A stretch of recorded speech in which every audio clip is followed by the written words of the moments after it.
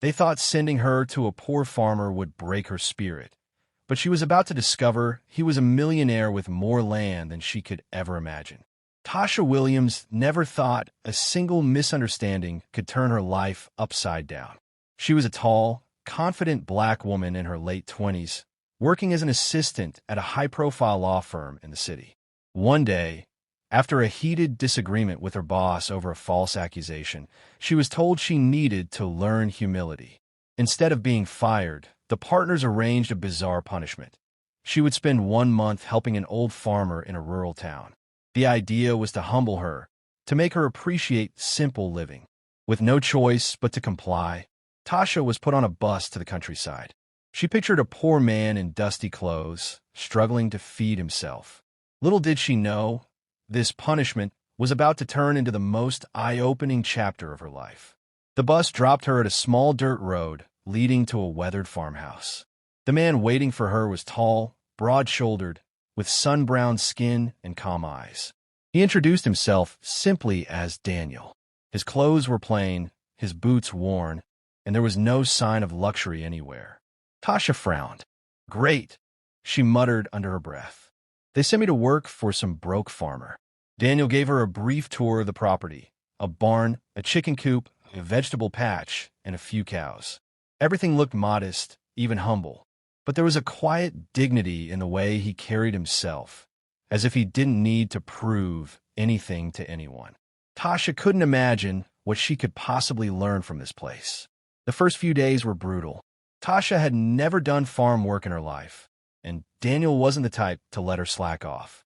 She hauled hay, collected eggs, and weeded rows of vegetables under the hot sun.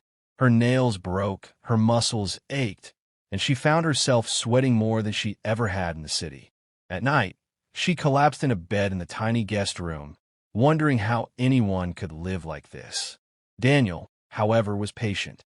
He never raised his voice, never complained about her mistakes. Instead, he quietly showed her the right way to do things. It annoyed her at first, but she couldn't deny he had a strange sort of wisdom about him.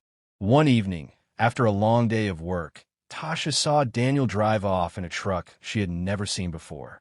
Unlike his old, dusty pickup, this one was sleek, polished, and expensive. She blinked in surprise. When he returned, she casually asked about it, but he brushed it off with a smile, saying it was just an old toy. She thought nothing more of it, until the next morning, when she overheard two men in town talking about Mr. Carter owning nearly all the farmland for miles around. They spoke of him with deep respect, mentioning how he had saved many local families from bankruptcy. Something about the description sounded eerily familiar. Curiosity got the better of her. Later that week, Tasha wandered farther than usual during her chores and stumbled upon a vast stretch of land filled with golden wheat. At the far end, she saw workers harvesting under Daniel's supervision. But this wasn't a small farm crew. There were dozens of them, and the machinery they used was state-of-the-art. The sheer scale of the operation stunned her. This wasn't the struggling farmer she had imagined. This was someone running a massive agricultural empire. Still, Daniel said nothing, continuing to treat her like any other farm helper. It wasn't until 2 weeks later that the truth came out. They were sitting on the porch one night, watching the sun dip behind the horizon.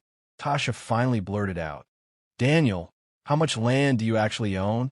He chuckled softly, leaned back, and said, "About 12,000 acres, give or take." Tasha nearly choked on her drink.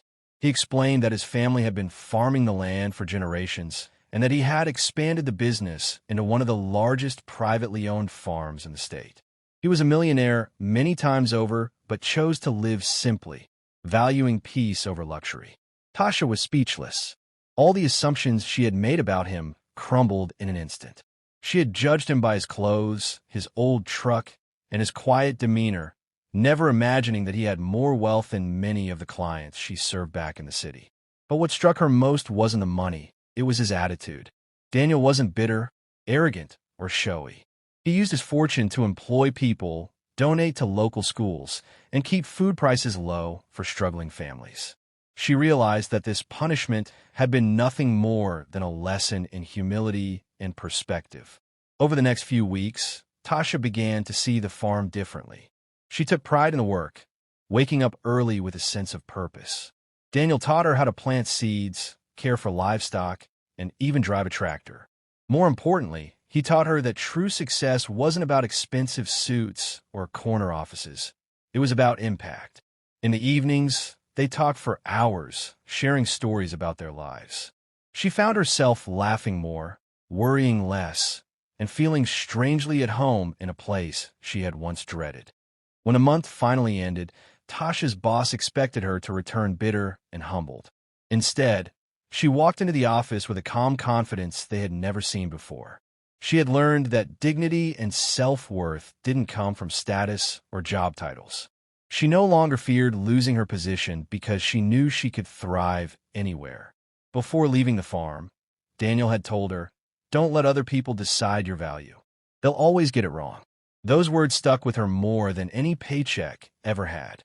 Months later, Tasha received a letter from Daniel. Inside was a photograph of the farm in full bloom, along with a note. "The gate is always open if you ever want to come back." She smiled, knowing that the experience had changed her forever. The city life still called to her, but she carried the lessons of the countryside in her heart. She had gone there thinking she was being punished. Instead, she had found a friend, a mentor, and a truth she would never forget. Wealth isn't always what you can see. Sometimes it's in the character of the person who owns it.